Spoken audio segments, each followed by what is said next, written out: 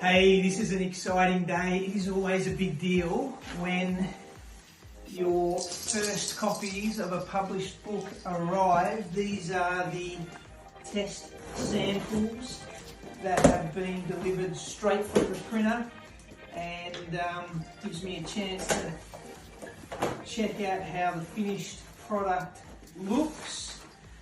And woohoo, here we go. Unlikely. My latest book, this is a memoir, 25 years of lived experience, 3 years of research and writing.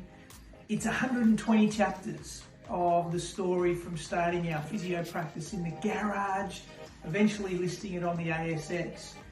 It is a very honest account of the things that I mostly got wrong and the lessons I learned along the way, because it has been an adventure to say the least.